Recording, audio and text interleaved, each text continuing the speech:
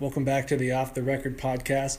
It's been a long time, but we are back, and we are back with Pico Wilburn, the Brookside Christian girls basketball coach. Another winning season for Wilburn, despite having only 5 active players for most of the season. We talk about life, basketball, his growing up in Oakland, some crazy connections he has. Very interesting conversation. Forgive the occasional clanking of silverware and the pop radio in the background. We met at the diner in Lathrop. We don't have microphones, just my phone recorder. But besides that, should be good to go, and enjoy. It was an unpredictable year for you guys. What are you going to, when you have a couple of years to kind of sit back, what do you think you're going to remember about this year? Beyond just the limited players, just how much success you guys had despite that? Probably going to sit back and reflect on how the girls grew and adapted to each other, and how they realized how much cohesiveness that they gained by just being so short-staffed, so to speak. Yeah. Do you see, because of being so short-staffed, anyone like a Shea or anything like that kind of become a little more vocal, become a little louder? You know what I mean? Well, she definitely had to become a little bit of both, because she couldn't take a play off. There was no room for her as a leader of our team to actually take a break. No subs, and I would tell the girls, hey, if you want a timeout, we got to make the other team call it, because we got to save ours.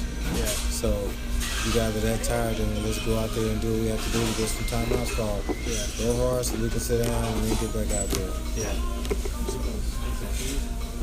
For yourself, where'd you grow up, and what got you into basketball when you were younger? I played ball pretty much my entire life, and I had I had an accident, and I kind of fell more in love with kind of like the teaching of it, doing the rehab part of everything that I was going through. So I guess when you're down and out after a car accident, you just reflect on the things that you could have done and what could have made me better. Yeah. That type of thing. And I just, you guys need any plastic. we'll do this, man. And I just started as I was reflecting and trying to get better myself, I just fell in love with the training part of the game. That's how I got into it. Yeah. At what stage of how old were you when this happened? Were you in high school and college? I was at Merritt College. Yeah. I was at Merritt College, stint at Merritt College on my recovery mode, and I didn't have that fire to try to pursue it any further no more. Yeah. I just kind of fell in love with the workout. Basketball became a workout for me, and working for the school district, Oakland Unified, there was an opportunity at the elementary school I was working for, and it was actually the DARE, so I go way back. It was actually a DARE officer who asked me to assist, but they would always see me out there playing with the kids and stuff, and so they just asked me to assist, and I started assisting, and then we would go to this little rec center down the street to have practice, and there was a guy in there named Jerry Hayes, and Jerry had been known for coaching and things like that, and just told me that it seemed like I had a knack for it, or you can see my passion for it. He said I should get into coaching, and maybe I should coach with him. And I did that, and I guess the rest is history, really. Yeah. I remember you talking before, you had some cool connections, different people you kind of knew from playing or coaching in Oakland. Anyone come to mind specifically, just people you saw along the way, whether it be, I'm trying to remember now, it's been so long since we talked about it. Well, the guy who we played against his daughter, and one of my big girls was getting the best of his daughter, and he wanted to know who was coaching her. And so, long story short, the guy ended up being Rod Woodson. And Rod kind of got in touch with me through a mutual friend, and we ended up forming an organization called the Bay Area Lady Warriors. Mm-hmm.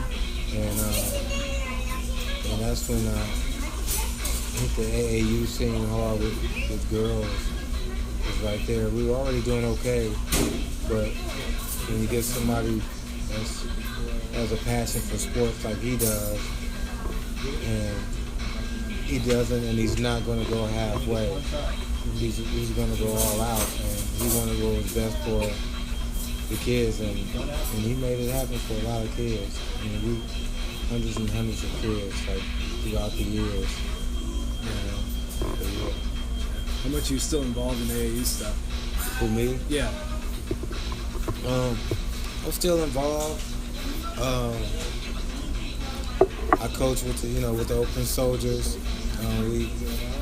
We had a good run last year with a lot of good players. I want to say somebody called me yesterday and said that we had 9 to 10 players still playing and actively playing that we had on our team last year. Yeah. And I thought that was pretty impressive. Because I don't know no other team that can say they have that many kids actually playing still. Yeah. So it was just good to know that. And my thing is, I like the AAU. I like the summertime because it's just you tend to touch more kids, and you just want the kids that want to be there, that want to be there. Like, I'm not going out trying to recruit 1,000 girls and go after I don't want the players that's already players. I want the kids that want to learn, and the humble ones, and with the humble parents, they just want their kids to grow. Yeah. And I have my fair share of both, and that's just a different element. Yeah. Some kids are wired where they want to play year-round, they're good enough to, and I think some maybe get a little pressure to. Can you see that as a coach, knowing that maybe this kid should be maybe trying another sport to mix it up or doing something else? And if you see it, is it something you can even talk with the parents about, or is that just too much of a sensitive thing? I think that it's I think kids are playing a little too much ball. I know when I was young, we played whatever the season was. If it was baseball, we played baseball. If it was football, we played football. When it was basketball, we played basketball. We didn't just take one sport from the age of 5 and 6 and play that one sport every day. Like some of these parents are doing, even like with my children, it was soccer and all other sports, and then you figure out what they want to do or what they want to do, not what you think they should do, or what they want to do. Kids need to have a choice, and kids need to have a voice, and sometimes there's more parents are allowing their kids to be bought by shoes and by whatever else, but the game is real saturated right now as far as who really loves it and who don't. Some people just love it for the business. Yeah. I never made a career out of it as far as a financial career. All those years with Rob Woodson, we fundraised. It was never, our kids didn't come out the pocket. We raised money for those kids to play. We weren't trying to break the bank. There's a lot of kids, where I'm from in Oakland, a lot of kids couldn't afford it anyway. So we were just trying to create a program that gave the kids, the inner city kids, the opportunity to play some ball and to even see what it's like to travel, and if that's the road you want to go, this is what you have to do. These are the necessary steps you must take. Nothing is going to be given, but a lot of people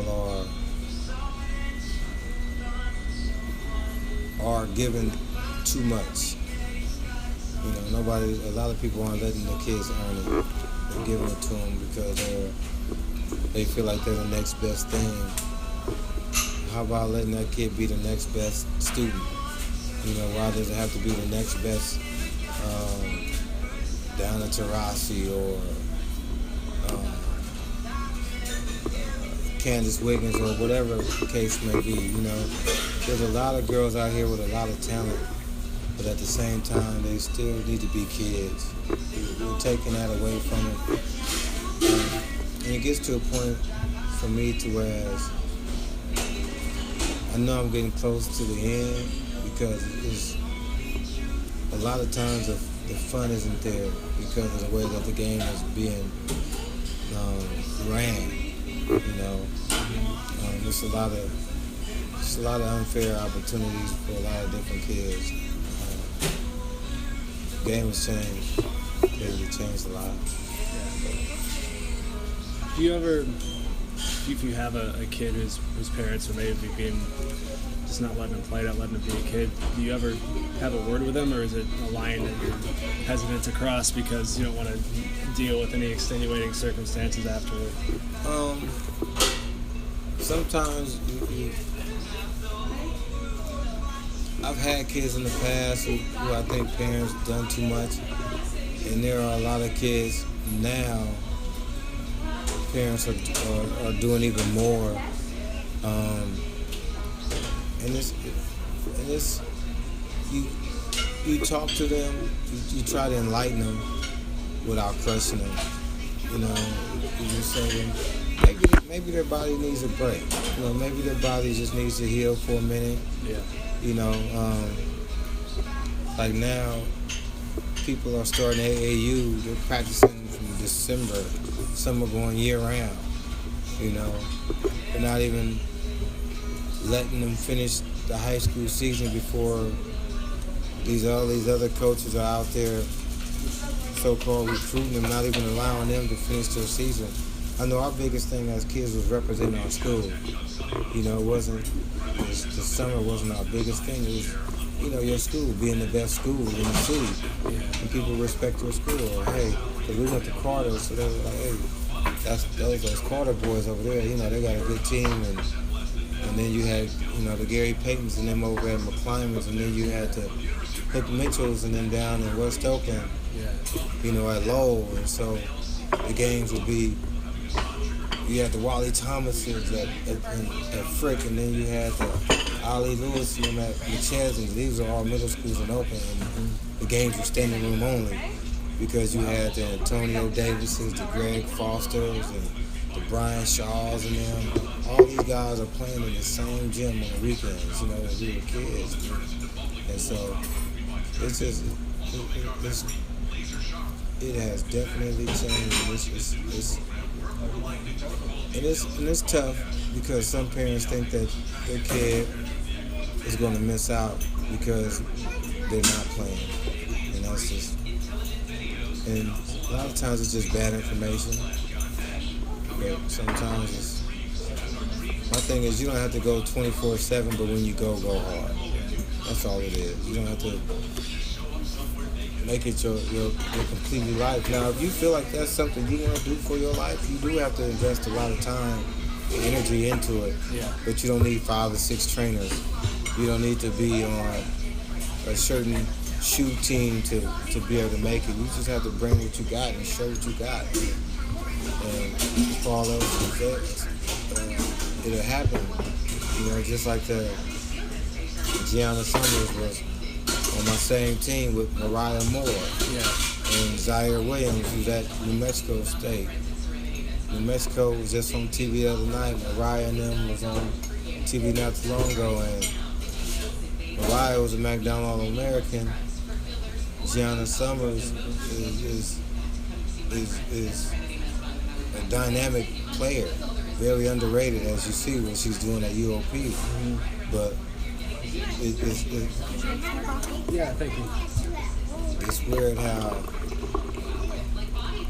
how the selection goes. It's like they pick those certain kids and they say this kid is going to be this kid is going to be that. Yeah. Now you can see in Mariah Moore she was special, but but you can see it in the Giannas too, and the Sharice Holloway, the Mariah Williams, Mandy Coleman. All these girls on the same team. In middle school, I had all these kids on the same team. Taylor Berry, that's Santa Clara, all these girls. But you knew they all were special. But you had that one kid that just stood out so much, and it was Mariah. And you knew that she was going to be phenomenal. And those other kids get overlooked, and they got to go 2 or 3 times as hard. But they're just as talented. But because no one is saying that kid is talented, or the right people are saying it, that kid gets overlooked. You know, but like I tell them all the time, once you hit the next level, everybody's gonna know your name. So it happens, and it happens with us too. We get an Ari McDowell in our area, she's gonna get a lot of headlines. And like last year, I know Stark's a great player, but that's it's kind of how it goes. But it's cool when it's like Shea this year gets a chance to be alone, to kind of not alone, but to see what she can do. Yeah, exactly. Sometimes they're in the same class and they'll get that opportunity. At least in her case, she did.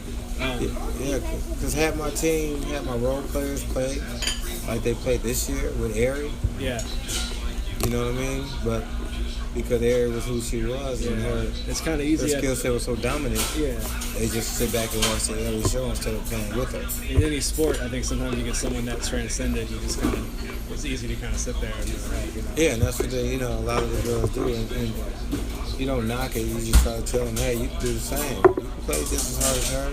Play with her. You don't have to play against her. Play with her. Well, you'd already had success at Oakland Tech. Tell me about just the process of coming to Brookside. What appealed to you about the job when you decided to come here? When Brookside's job was interesting. I moved out to the Valley and wasn't expecting to coach or anything, and then I just got a phone call, and I went and checked it out, and the staff, the school, and the academics is what really drew me to Brookside, because I'm always for kids being student athletes first. So once we got that part together, I was sold. Private school, I've done the public school thing, and so it worked. It was a great fit. It was actually right on time. I've been enjoying it the whole time that I've been there at Brookside. So, challenges. I know she's not the first to have success in college, but Ari makes her tournament debut the other night. She scores 15 points. Seattle Times wrote about her.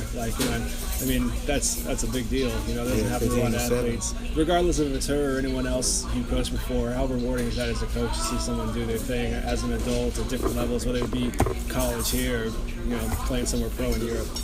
It's super rewarding to sit back and see a kid that you coach and had any kind of influence, and just had the chance to just either pick their brain or just have an encouraging conversation. But it's well worth it when you sit back, and that's what makes you go, you know what, this is why I do it. When you see that kid succeeding like that, and then you, like I was telling you about the New Mexico kid, I think they played at Stanford, and they came out like hit 5 or 6 baskets, and like I said, the girl Zaya Williams was another guard, and I just turn on the TV and you can see multiple players that play for you. It's just a good feeling to know that you helped that kid achieve the goal. The ultimate goal to me is the scholarship. Save money. That's my goal. Whether they take it to the next level after that, so be it. That's fine if they have that, but if not, just get the scholarship. On the other side of it, you're a coach. You spend a lot of hours with the people you coach, but it's only for a certain part of their life. And I don't know how rare this is, but how tough is it for you when you see, and it might have just been a brief mistake in her life, to see what happened to Ariana Vaughn. Not necessarily in trouble with the law, but something where a former player of yours just has a rough patch in their life. Is that difficult as well, given your you're a little family for a while there, when you're coaching? And I don't know a lot of specifics about her specific case. I just, in general, I was thinking about that as a coach. How difficult is that to see when someone you coach is just in a rough patch in their life? It's very difficult because they become a fixture in your family. The girls aren't always refer to them as my girl. Sometimes I refer to them. They'll always be the team, but they're my girls. You know what I mean? Yeah. So it's like I always take a father role. And when you see a kid, especially a kid that's as smart and as intelligent as Ariana, you just know that once you know a kid like that, you just know it was just a bad situation. She just got caught up because she has no mean spirit bone in her body. She would not remotely even know how to go out and get into no kind of trouble like that on her own. That's not nothing that these girls know about now. You know, I've had kids in Oakland as well, and you know, I've seen kids. I had a young lady lose a brother and she never played again. You know, things like that. So it's tough. And you just try to be as supportive as you can and just let them know, hey, you made a mistake. You fess up to your mistake. And at the end, the reward, the bigger picture will come. But you have to be honest with what you're doing right now. What's current? What got you here? And let's fix it if it needs to be fixed. Or what got you here, and if it's promising, how can we keep it going? You know, those type of things. So, but it's tough. It's tough when you see them up and all of a sudden they're down, and you know, you just got to be that supportive ear. And you know, I've always tell the kids, look, I'm there for you as much as I can be, and that uncle, father relationship that you have with your players is, like, I let them know too. If I think there's something that the parents need to know, I will tell the kids, their parents, that whatever the case may be. So I'm never a secret board to whereas I'm not gonna, if you're putting yourself in harm's way, your parent will know if I find out. You know, so it's no, oh yeah, Coach Pico snitched on me. No, Coach Pico is just gonna be that. Just a coach, and somebody's gonna try to steer you in the right direction. So, you know, I talked to Ariana through her mom, and sends a lot of love. And you know, like I went to see her. No, I wouldn't. That's not me. Do I send her my love all the time? You know, do I want what's best for her? Definitely. But me seeing her in that situation is not going to make it any better. And I don't know how she would respond. I don't, you know, so I just know how I feel about my kids, and I don't want to see her there, not there, you know. The day she come out, I'll probably be right outside the gate. But other than that, I just pray for her and send her all the love. And she knows I'm here. They all know. Definitely. When I talked to you about your team this year, earlier in the season, you were saying that, I mean, you just have to focus on basketball so much, you don't take time to think I'm playing without a bench. And I remember you told me that your wife was the one who really kind of said, hey, you know what you're doing is kind of impressive, right? Kind of take me back to that, because I mean, I know that you can get caught up in it. So maybe it's easy for a third party, someone in your family, to kind of say, hey, this is pretty unique, Pico. and it is. I mean, I'm so not used to winning, but used to getting after it. Yeah. In my style of coaching. And I learned different phases of the game this year myself. Different ways of how can I keep my girls going for 32 minutes in an up-tempo game. How can I slow down this fast-paced game to whereas my kids can last for 32 minutes? Should I call a timeout now, or should I save it? I learned a lot. And this season I grew even more because I did the best I could, and I couldn't have did it all without my staff too, without Joe Smith and Ken Wearies and Coach Skip, you know, doing the books, and the parents getting the girls to and from, because as you see, by the time I get off work at this time, it's like basketball practice time, so they'll get it started for me. I'll get there, and things are rolling with my assistant coaches, and we just, you know, and then not having And another thing, we were taken back by Chanel, and we were so hurt for her. All the girls were, and I think they played a lot for her too. A lot of these games, and they played for each other. I didn't bombard them with words this year. I didn't do a lot of pregame, because they know what we had and what we're up against, and so let's just go out here and execute. So it was a good learning year for me. And I also learned that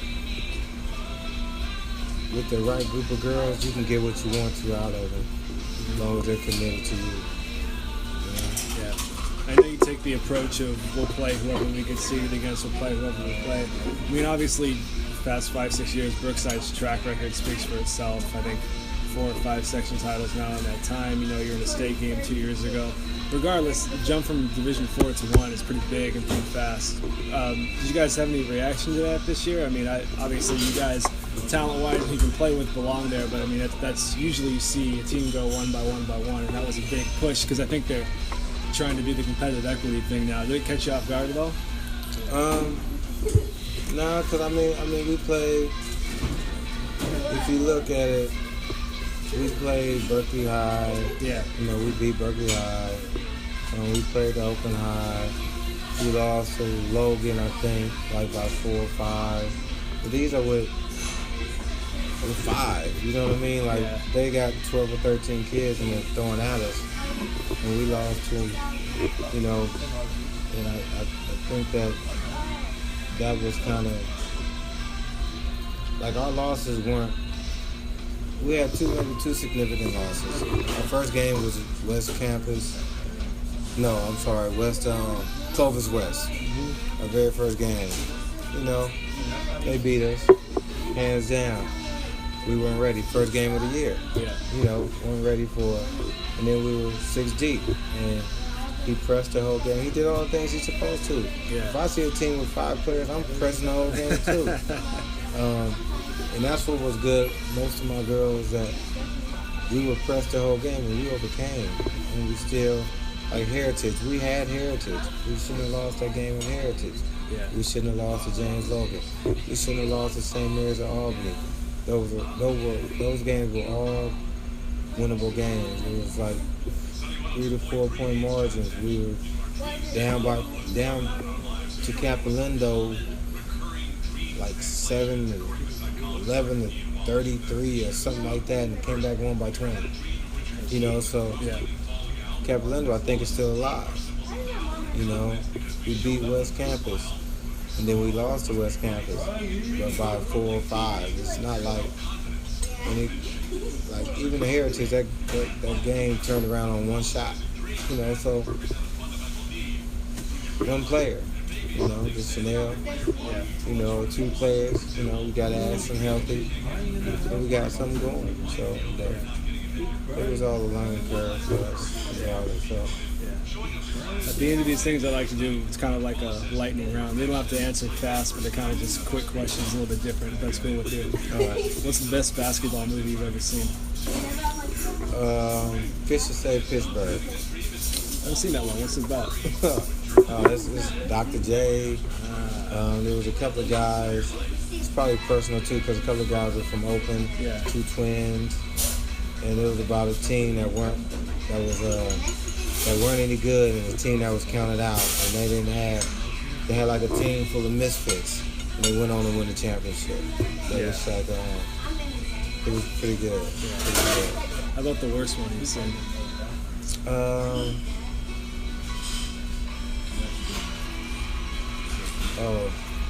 The movie with Bow Wow. Like Mike. Yeah, like Mike. I think that was one of the worst ones I've seen. I was 10 when it came out, so I loved it. Yeah, and I could see that back then. Yeah, it was just for me, it was just different. For some reason, you got a different job somewhere. This is just hypothetical. Let's say you go coach Merritt College or something like that, and you got to handpick who replaced you at Brookside. And you got to pick any head coach from around here. Who would you pick to take your place? At Brookside. Yeah. Can I pick a coach from my staff or? No, it's got to be a high school coach. Another high school coach. Let's see. To the replacement of Brookside.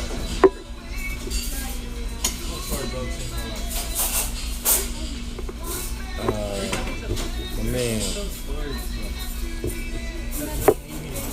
Excel Academy. Greg Azevedo, yeah. Good job. Yeah. Which high school team that you face do you like to beat the most and why?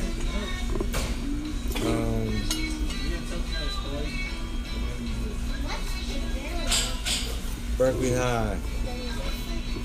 Yeah, probably because is that from your childhood? Is that an Oakland Berkeley thing?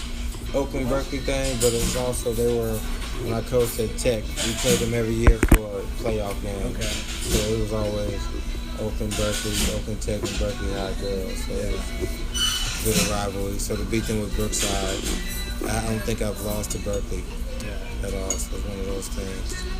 One word to describe President Trump. Oh.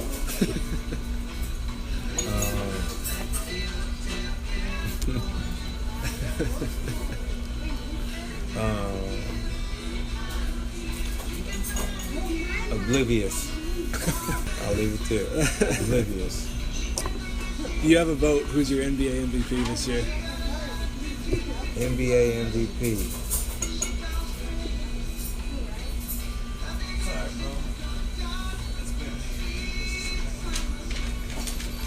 Damian Lillard. Really? I like Damian. I just like Damian. Yeah, Lillard. awesome player. But if you're basing it on stats and everything, all right. So Damian Lillard would be my pick out of all players that I like. And I know he's a beloved Oakland guy too. A great player, number one. Yeah. I just think he's a great person. Yeah. Like, there's no mouth to his game. It's just his game to the game. He's one of the most honest interviews you ever hear, too. Yeah, and his dad's the same now. I grew up playing with his dad, too. Oh, did you? What's his dad's name? Houston Lillard. Okay. And so Houston was, we grew up as good friends, and he was the same way, just a quiet, humble guy. And Dame has a lot of those traits. And I seen Dame. Dame was a kid that he would always see with a basketball, and he just knew that he was gonna make it, no matter what, like from Weaver State. Dame was playing just as awesome. No Cal, had grades. Yeah. No Cal, no Stanford, none of those schools look at him, but the kid had it. So I'm gonna have to go with Dame Lillard. Yeah. Are the Warriors soft? Are the Warriors soft? Yeah. Coming from my area, they're not. Yeah, they're soft. No other way around it. Is that fixable, or does the roster have to change? Obviously, they're doing all right. I just mean the soft element. Yeah, I just think they have to get tougher in the middle. They get tough. I think that would push the guards to a different level too. You got that certain. If Draymond was 7 foot, it'd be a whole. Because the team reflects they seem to play hard with him. So imagine if he was 7 foot, they feel protected. So it'd be a different element. It's just like if you playing with Shaq and he's behind you, how would you act? Yeah. You know what I mean? It's like I got Shaq with me. I don't know who you got. So I think a big man could turn it around. Yeah. If you decided to coach boys basketball and you took over a program around here, which one would you want to take over and why, given your players, resources, tradition, whatever else you would look at? Have to take care probably.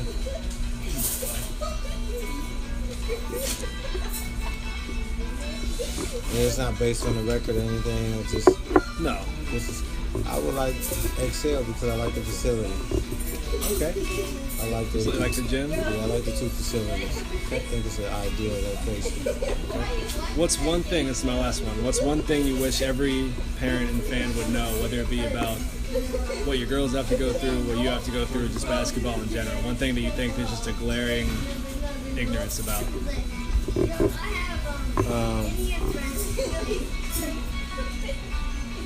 The child has to play the game and not you. The child has to play the game and not you. I just think the parents are making too many decisions for their kids and not enough giving their kids the opportunity to really make a choice. I think the parents are overleading in sports these days. All right, thanks for joining us, Pico. Appreciate it. Thank you, sir. Appreciate you, Thomas. Yeah.